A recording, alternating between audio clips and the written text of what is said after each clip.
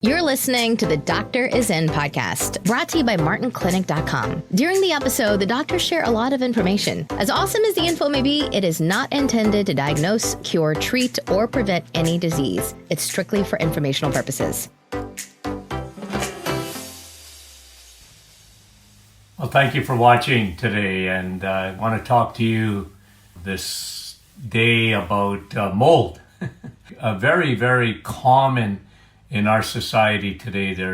I think I read a statistic where it says somewhere around 40 to 50% of the population in their lifetime is going to be exposed to mold.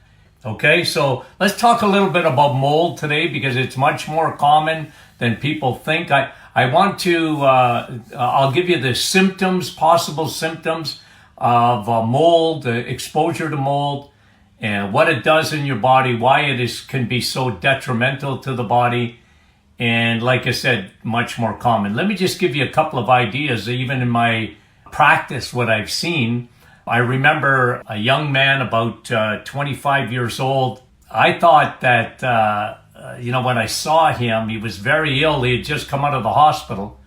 And they never really found what was going on. They thought he had pneumonia, but it really wasn't. They treated him with antibiotics, and he wasn't doing well even with that. And yet he came to see me, and I just in my mind had asked him, have you been exposed to mold? And he had to think about it.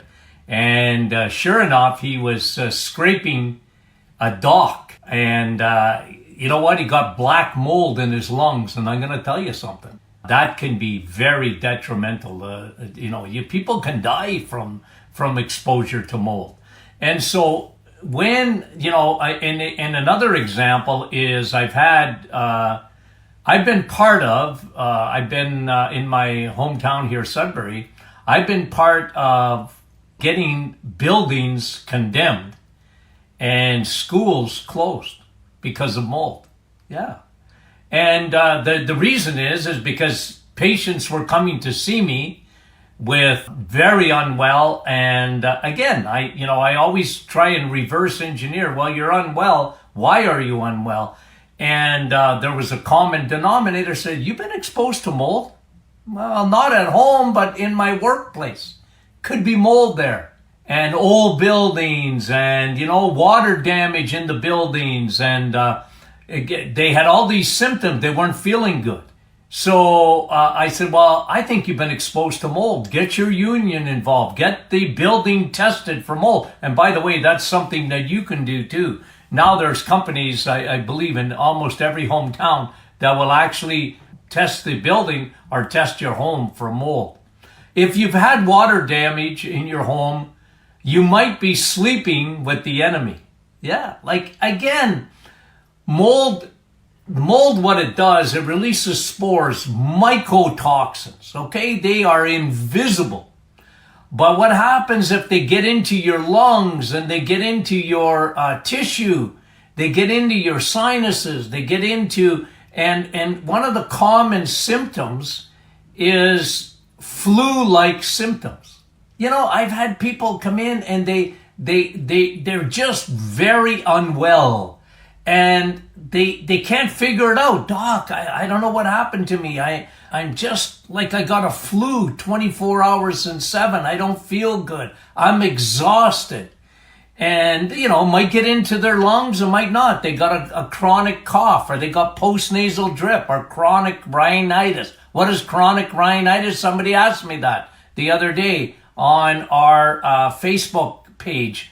And well, it's a chronic, infection or chronic inflammation of the sinuses, rhinitis. And you're always, just stuffed up all the time. And oftentimes with a postnasal drip, you don't feel good. So the number one area ordinarily that mold, these mycotoxins, what they can do is it usually, not always, can get into your lungs. And that really can cause havoc within the lungs. But one of the things that they do is because your immune system sees these mycotoxins come in, your immune system oftentimes overreacts. That is the person that is the canary in the coal mine. Their system can be affected. So you can have, let's say you have mold in your house. Well, maybe you're fine, but one of your kids is sick all the time. And they oftentimes end up in my office, and these patients, I say to the mom, well, you know what? Is there possible mold in the bedroom? Or possible mold in your house? Did you have water damage? You got a wet basement? Even in a bathroom, where moisture, mold. In the Bible, if you had mold or mildew in your house, there's a chapter in there in Leviticus that the high priest would come, and if he saw mildew, this is how dangerous it is. He'd say, okay, we're going to clean that up. And then he'd come back a week later. If that mildew wasn't gone, we got to burn that building down. We got to burn your house down. You got to get rid of it. So isn't that incredible? Think about that, what I'm saying. How important. So here's some of the symptoms. Okay, obviously lungs, but not always. It can be flu-like symptom, just very unwell, very lethargic, very exhausted. Why? Because mold exposure, mycotoxin, it's not the mold, it's the mycotoxin that comes from the mold, can get into your system, get into your tissue, and your immune system fights that mycotoxin. What happens? Your adrenals, the adrenal glands can be exhausted. So brain fog, a feeling of very lightheadedness, just feeling very unwell. And oftentimes symptoms of digestive symptoms, headaches, often common, just chronic headaches, unwellness and headaches, and the lightheadedness and spacey, almost like you can't focus. These can be symptoms of exposure to mold. Like I was saying, chronic digestive issues, because what happens with the mycotoxins, oftentimes they will get into your gut. These mycotoxins get into your gut and they disrupt the normal bacterial microbiome. So what happens now, it makes the bad guys, compared to your good bacteria, makes the bad guys, take over. And what happens then is that you can have leaky gut, leaky brain, leaky gut, leaky lungs, leaky gut, leaky bowel.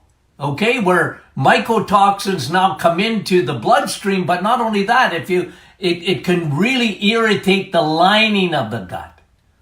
And so you can get chronic digestive trouble even with exposure to mold. Okay, so those are some of the symptoms that you should be aware of. And again, if you're not, when in doubt, have your home tested.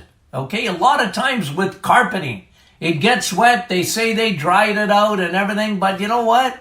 Mold can get underneath there. Mold can get in between the walls of your home. It's behind the walls, but the mycotoxins are released into the air. And again, usually it's the canary in the coal mine. It's that person that has a weakness that is already maybe compromised, immunity and whatever. And this can create havoc within the body. So if you have mold, get it checked. Number 2, dehumidifier. Okay? Obviously in the basement, get a dehumidifier. It'll take that moisture out of the basement or in the washroom or even in a bedroom. Get a dehumidifier. Just make sure if you have any doubt about mold being in your home. If you work in a building, you work in an old school building or whatever, oftentimes there's mold in there. And if you happen to have a unionized, then get the union fighting on your side to check it. If not, try and push to have the building checked for mold, because you might be the canary. Not everybody gets sick from mold, because they don't have a specific allergy to mold or whatever, okay? Now, the other thing is diet, okay? Obviously, mold mycotoxins are just like, and by the way, they make you much more susceptible to candida, and those mycotoxins make you much more susceptible to parasites. So, again, it can play havoc in your system and get into your brain and make those mycotoxins feed parasites, and they feed yeast, and they gang up on you. So diet-wise, number one, sugar. Number one, sugar. Do you know that what mold hates? The sun.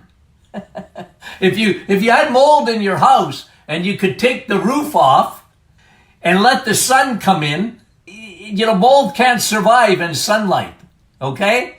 So, unfortunately, I don't have a portable roof in my house, and I bet you don't either, right? But just think of the importance of that, the sun. So if you are suspicious that you have mold in your lungs or in your sinuses, then get in the sun. Let the sun get at your lungs. Let the sun get at your sinuses. The sun. And of course, if you can't do that, you need vitamin D, because vitamin D is a tremendous vitamin for your immune system. It charges up the batteries of your T cells. It charges up your white blood cells to go after mold and the mycotoxins caused by mold. Okay, if they're in your lung tissue, sun. And if not the sun, you can't get enough sun, then remember, vitamin D. You need good doses of vitamin D in order to combat the mycotoxins of mold. The other thing is meat. Because a lot of times grains have mold in them. They're stored, especially in this day and age, they're stored for a long period of time, and they can have mold in them. And then guess what? It's in the bread, it's in the noodle, it's in grains. And so one of the things you can do is cut back on sugars, and cut back on flour, and cut back on the things that can feed your mycotoxins. So guess what? Just change your diet. What do I talk about all the time? Eggs, meat, and cheese, okay? Now, don't get moldy cheese, of course. But, these things don't feed the mycotoxins. Mycotoxins need fuel, and they love sugar and hate steak. That's what I always tell my patients. Love sugar, but they hate steak. So, these are some of the ways that you can do it. Okay? So, thanks for watching today. And if you have any feedback or any questions, please let me know. Try and answer all your questions, and share this with other folks. Love you guys. You've reached the end of another Doctor is In podcast with your hosts, Dr. Martin Jr. and Sr. Be sure to catch our next episode, and thanks for listening.